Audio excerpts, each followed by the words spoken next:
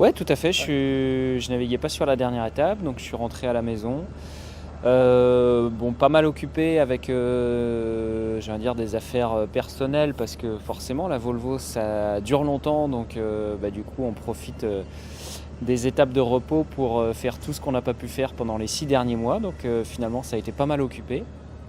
Et puis bien sûr, hein, on suit l'étape à terre avec le tracker, donc on passe pas sa journée dessus. Heureusement, le live, la position en live, c'est pas toute l'étape, sinon on ferait rien d'autre. Oui, donc du coup, j'ai pas fait la dernière étape, j'étais à la maison, pas mal occupé parce que quand la Volvo, ça prend quand même beaucoup de temps.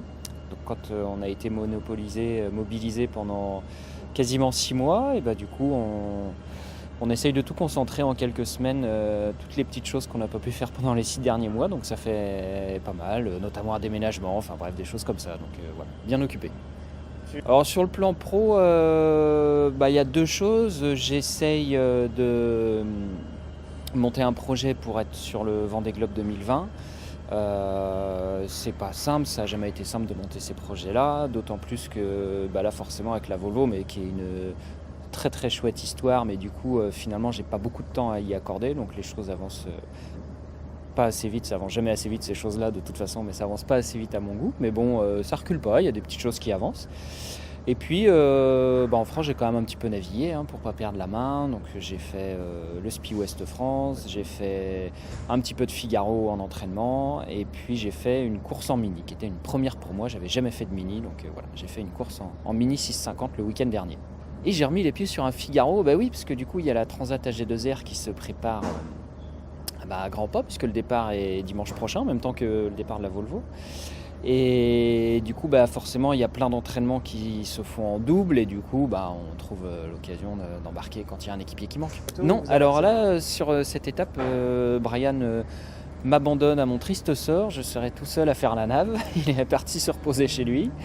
Ouais. Il réembarquera à Newport, donc cette étape Itajaí Newport, qu'est-ce qu'on peut dire sur cette étape? Bon, déjà, moi j'ai pas fait la dernière étape, mais je pense que dans l'état d'esprit de tout le monde, on va dire que le plus dur et le plus gros aussi de cette Volvo est derrière nous. Itajaí c'est encore un petit peu loin, mais bon, c'est l'Atlantique Sud, mais c'est déjà l'Atlantique. C'est un petit peu loin de nos contrées européennes, mais on va à Newport, juste en face de la maison. Et puis presque. Donc voilà, déjà on arrive dans des contrées, on va dire, un petit peu plus agréables à naviguer. Maintenant, ça va pas non plus être une étape simple. C'est une étape longue.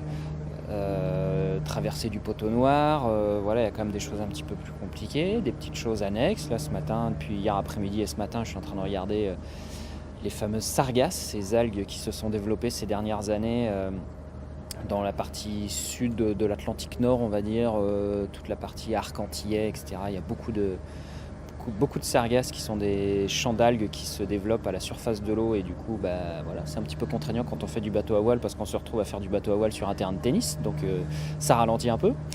Donc je pense que ça va être une étape intéressante parce qu'on traverse plein de systèmes météo différents. Déjà, il faut s'extirper de la côte brésilienne qui n'est pas forcément simple. Et puis voilà, ensuite plein d'événements sans doute qui vont se passer. Là effectivement on a fait 4e de la dernière étape, mais en profitant des déboires et des malheurs des autres bateaux. Ce qui serait super, c'est de pouvoir faire un podium, voire encore mieux, le rêve, avec toute la flotte réunie. Est-ce qu'il y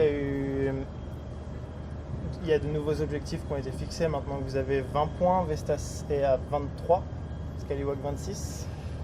Non, on n'a pas reparlé de ça. Je pense que je ne veux pas dire qu'il est trop tôt, mais il faut qu'on soit toujours dans cette dynamique de progression, de perfectionnement, si possible avec justement des meilleurs résultats aux arrivées d'étape.